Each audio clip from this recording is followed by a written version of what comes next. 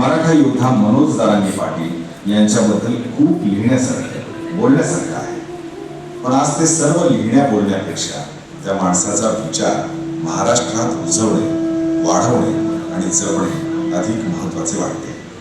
कित्येक दशकांचा लढा ऐन उंबरठ्यावर आणून ठेवणारा एक सच्चा मराठा सेवक समाजासाठी व्यवस्थेसमोर पाय रोवून उभा आहे. शेकडो वर्षानंतर मराठ्यांना निस्वार्थी, प्रामाणिक आणि समाजाची तळमळ असणारे नेतृत्व लाभले आहे. त्यांना जपणे, त्यांच्या आवाहनाला प्रतिसाद देत त्यांच्या पाठीशी खंबीरपणे उभे राहणे हेच 5 कोटी मराठ्यांच्या हिताचे आहे.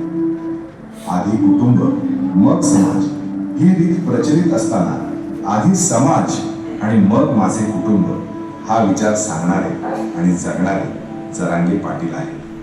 आजवर पैसा आणि पदासाठी मंत्र्यांचे उंबरे झिजवणारे अनेक नेते पाहिले, पण त्याच पुढाऱ्यांना समाजाकडे येण्यास भाग पाडणारे जरांगे पाटील आहे. काही वर्षांपूर्वी मराठा आणि ओबीसी आरक्षण ही कल्पना देखील कोणाच्या डोक्यात आली नाही, परंतु मनोज जरांगे पाटील यांनी ते सिद्ध करून दाखवले आहे.